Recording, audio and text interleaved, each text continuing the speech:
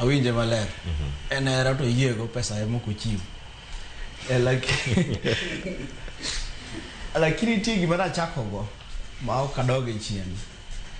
kwalum mfano mar Nyasaye mochweyo piny gi polo jahera nyaka bed jachiwo maka en chiwo kende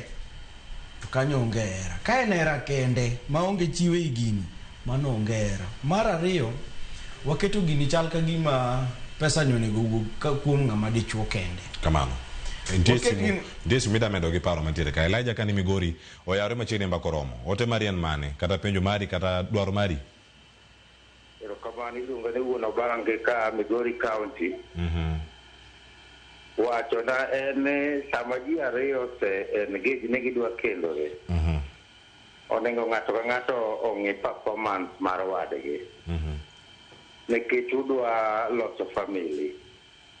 koro ok onego bed ni ng'ato bedo gi chuny ni kokawo nyako to nyako no onego we mana kuma nosomo kendo samoro nyako ne principal samoro wuoyi onongo kata gi sima ena to nyaka ne gibito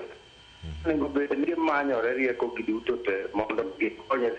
gichop lek mar somo ok onego ng'ato wach ya ikewe ichaki puonje to diwe onego bede drawing board godiechieng' ok gotieno mondo umed somo. Erokamano ahinya kendo oloso yo makare winjo kanya medo mano gi point ma dhi mbele wacho awinjo maber from Migori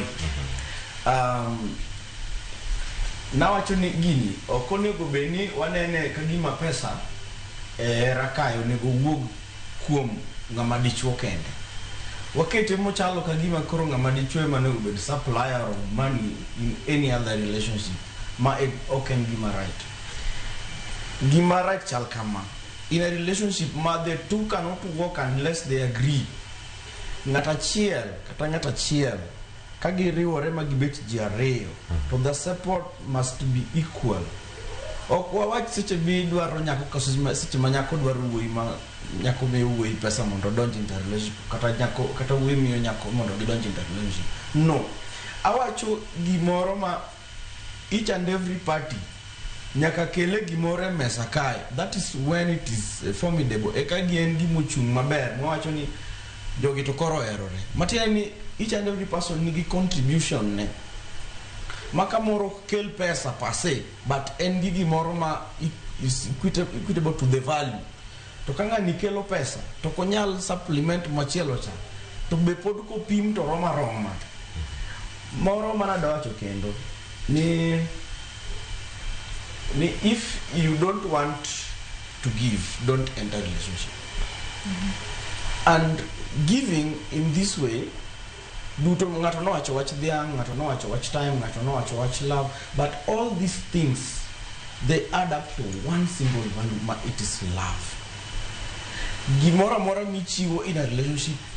it is purely love koro kirito kokinyal chulo ne nyako miero school fees kata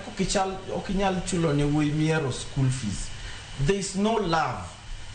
maseche mutieko semester inyise ni I can't see this what seche gotini bank ni okuot iwacho ni at you kilipa need to grow away mbele kachachanga that is not love seche manga miero tie to en ngama en at a fix sani wan gi nyiri matinde timo gik ma marvelous wan gi nyako manochul ne school fees modhi koro donjo kiganjo train the father is a policeman o graduate mbele wuon gi koro en up higher kuri dito asadichwo pride negi ni koro nyako chaki mi pesa because you feel you are a man so much ngato knyal mi ngato konego beni mi pesa because you are a man but let us make it both sides wangeni nyako can as well bring money in a relationship we can bring money in a relationship to bende gino nyalo timre kinde ma kisera timre na to wato kanyo niero ama di choko winjo ka niero faith ntiere karka faith obiro gi dola kaka o pesa faith bedo ni faith makatia rach ni kur e piny masani society mwadake sani iwinjo ka most of the books masomo nyisani if you want to marry make sure first of all you have a job in a period mar courtship kai poko donje keny, but une courtship. Do you have a job? That's a question to interrogate. Do you have a in gi tich mitimo? Do you have a source of income? Ntiere gimoro mitimo gi lweti kata gi pachi makelo ni pesa. Be in go ala, be in gi puodho moro midhiega. Are you a farmer? Are you employed? Kareti mama.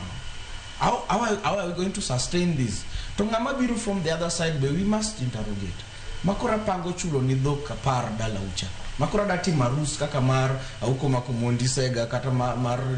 inda migori chande. Wa interrogate. To mada chulo ni dhok kapar ni. In what are you coming with? That is in the process of courtship. Makaponi do donje relationship must strong beleka. To interrogate both sides to keto kamai. To nyoni nyathiwa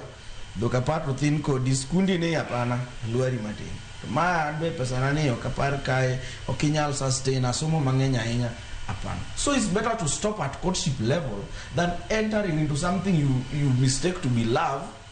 so you are not able to and willing to give into. Ni okinyal chiwe relationship because you claim ni okinyal so and so they were all those doubts, they don't make up to love.